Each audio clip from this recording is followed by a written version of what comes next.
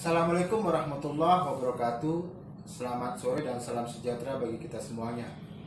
Rekan-rekan yang berbahagia, sore ini saya bersama dengan Mbak Mita SH. Sekarang aktif di kantor kami sebagai associate. Sore ini kami akan membincangkan tentang keperdataan. Menurutnya, dia sudah punya pertanyaan yang akan diajukan kepada saya. Jadi ini termasuk berani. Coba-coba nguji teman yang di kantornya begitu. Nah, silakan Mbak, apa pertanyaannya? Jadi gini Pak, saya udah ada catatan yang sudah saya pikirkan udah beberapa waktu yang lewat. Jadi gini Pak, sejak kapan hak keperdataan itu timbul Pak? Kalau kita bicara tentang keperdataan, terutama yang berkaitan dengan orang ya, kita mengacunya pada buku pertama Kawah Perdata. Jadi ini walaupun bukunya sudah jelek, tetapi masih selalu saya baca ya. Kita acu pada pasal 2 buku 1. Di sini dikatakan, anak yang ada dalam kandungan seorang perempuan dianggap sebagai telah dilahirkan, bila mana juga kepentingan si anak menghendakinya. Mati sewaktu dilahirkannya, dianggaplah ia tidak pernah ada. Jadi dari kesimpulan yang ada pada pasal 2 ini, dapatlah kita ambil begini. Prinsipnya Mbak Mita, kalau bicara hak kebendaan itu tergantung kepada ada tidak kepentingan yang terkait dengan dirinya. Saya contohkan begini. Warisan contohnya.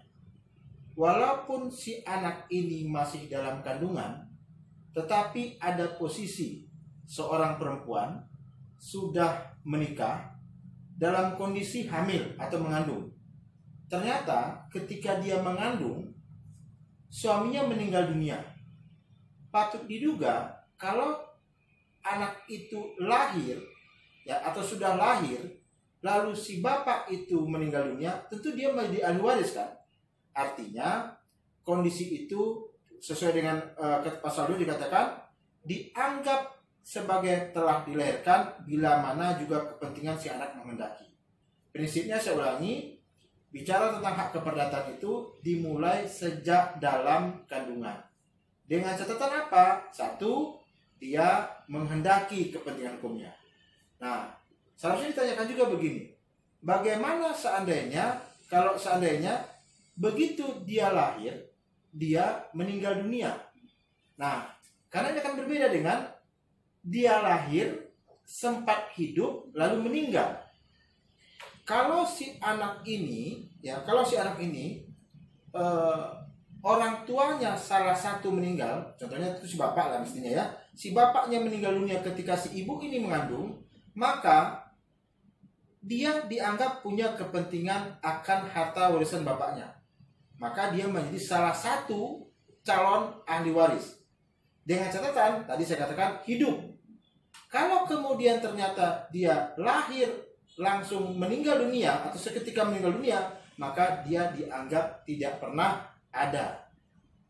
Harta yang sudah dipisahkan untuk dicadangkan kepada dirinya itu akan dibagi secara otomatis kepada yang lainnya sesuai dengan ketentuan hukum benda. Tapi berbeda kalau seandainya dia umpamanya anak ini lahir sudah kurang lebih 2 minggu ya, kemudian anak ini meninggal dunia, maka anak ini menjadi pewaris.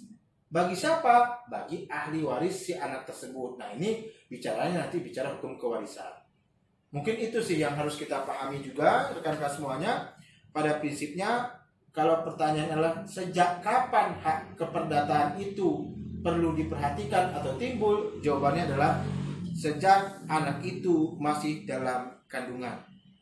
Ini pertanyaan yang diajukan oleh Mbak Mita. Saya yakin sebenarnya dia sudah punya banyak pertanyaan, tapi kita akan bahas pada video-video yang lain. Semoga ini bermanfaat.